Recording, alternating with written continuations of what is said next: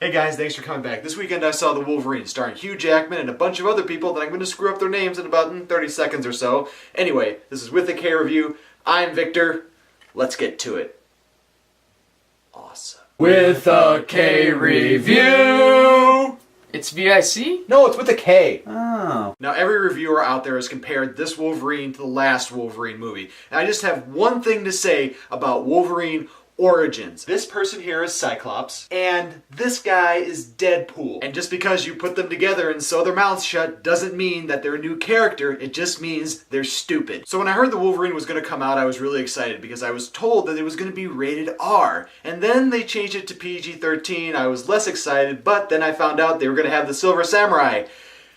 We'll get to that later. So with the Wolverine, we do have a new director called James Mangold, and he has a very interesting background when it comes to the movie industry. He's directed dramas like 3:10 to Yuma and also Walk the Line. He also directed Girl Interrupted, that was in 1999. That movie is also Academy Award nominated one. But he's also directed some little action comedies like Night and Day, which was, it's kind of terrible. So the story of this movie is kind of multi-layered. You do have Wolverine, getting over the fact of the stuff that happened after X-Men 3. And if you haven't seen the end of X-Men 3, please click away right now because I'm going to spoil just a little bit of that for you. He did kill Jean Grey in that movie, and that is what the primary thing that he is dealing with in this movie. So as he's dealing with all these internal emotions, he meets this girl named Yukio, played by Rila Fukushima. I really f***ed that up. Anyway. So Yukio takes him to Japan so he can meet a guy named Yoshida. He's a guy that Wolverine actually saved when they dropped the nuclear bomb on Japan. And this is where things really start to take some twists. Now, I was really expecting this movie to kind of be like the other X-Men movies, in the sense that the action is always happening and, like things are really clipping along. Now, this movie is an action movie. I don't want anybody to get the wrong opinion that this movie doesn't have any action or very little action in it. It does have action. The action is done very well. The train scene is awesome. The last scene is awesome. Ninjas are awesome. And in between those action sequences, there was a lot of lag in the movie. It wasn't really bad, boring lag. It just really seemed like the movie was moving slower than it really needed to. In all the other versions of Wolverine, he does have emotion and stuff, but they really do concentrate on his quickness, on his ferocity, and so forth. This movie does have Wolverine slicing and dicing and stabbing people in the heart, quite a few times actually. But it just seemed like the director was really laboring on the internal part of Wolverine. And again, that's a good thing, but it just really seemed to drag out the movie. Now, the action movie was pretty good, but the plot was so-so, but there was one character in this movie that I really started getting oddly attached to.